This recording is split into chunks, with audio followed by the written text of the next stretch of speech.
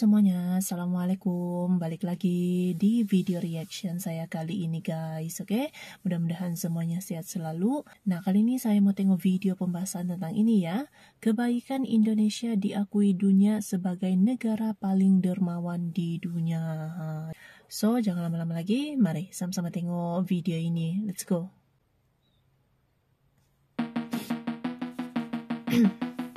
Sebenarnya ada riset juga ya sebelum ini tuh. Tentang negara paling dermawan gitu ya.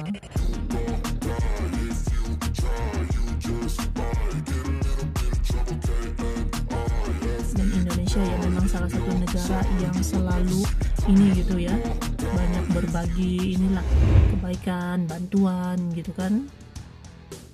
Indonesia kembali dinobatkan jadi negara paling dermawan di dunia. Badan Amal Charities Aid Foundation, CAF, kembali menobatkan Indonesia sebagai negara paling dermawan di dunia. Indonesia menempati peringkat pertama dalam World Giving Index, WGI. 2022. Laporan WGI 2022 CAF yang dirilis akhir pekan lalu, mengukuhkan Indonesia di peringkat pertama dengan skor 68%, lebih rendah 3% dibanding skor di tahun sebelumnya. Pencapaian ini menempatkan Indonesia sebagai negara paling dermawan dalam kurun waktu 5 tahun berturut-turut. Ketua Badan Pelaksana PIRAC, Public Interest Research and Advocacy Center, Hamid Abidin dalam keterangannya, mengaku takjub atas prestasi yang ditorehkan oleh sektor filantropi Indonesia tersebut. Ini menunjukkan kuatnya tradisi menyumbang kita yang diinspirasi oleh ajaran agama dan tradisi lokal yang sudah dipraktikkan puluhan tahun, kata Hamid seperti dikutip dari Antara, Senin.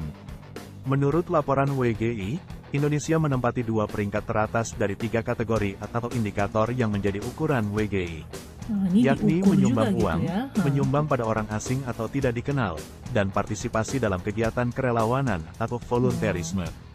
Hasil penelitian CAF menunjukkan 84% orang Indonesia menyumbang uang pada tahun 2021, jauh lebih tinggi dari skor rata-rata global, 35%. Persentase warga Indonesia yang berpartisipasi dalam kegiatan kerelawanan juga tinggi, 63%, hampir 3 kali lebih besar dari angka rata-rata global, 23%. Sementara persentase warga yang menyumbang untuk orang asing berjumlah 58%, sedikit lebih rendah dari angka rata-rata global, 62%. Hamid menilai, hal itu disebabkan pengaruh ajaran keagamaan. Lalu keberhasilan para pegiat filantropi, khususnya filantropi Islam dalam menggalang, mengelola dan mendayagunakan donasi keagamaan juga berkontribusi pada pencapaian tersebut, ujar Hamid. Ia menjelaskan, lembaga filantropi Islam, khususnya badan dan lembaga pengelola siswaf, zakat, infak, sedekah dan wakaf, telah bermetamorfosis menjadi lembaga filantropi modern. Filantropi Islam itu, lanjut dia, mengembangkan strategi penggalangan sumbangan keagamaan secara konvensional dan digital, serta menerapkan standar pengelolaan donasi secara transparan dan akuntabel. Filantropi Islam itu juga berhasil mengaitkan dan menyelaraskan program-program yang dijalankannya dengan tujuan pembangunan berkelanjutan, SDGs. Tak heran jika perolehan donasi lembaga-lembaga filantropi Islam ini mengalami kenaikan selama pandemi, meski persentase kenaikannya tidak setinggi di masa normal sebelum pandemi, tuturnya.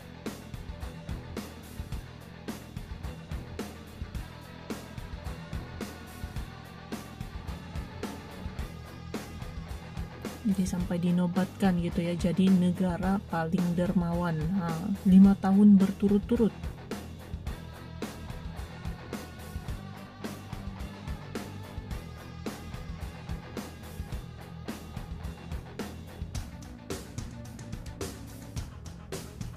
Oke.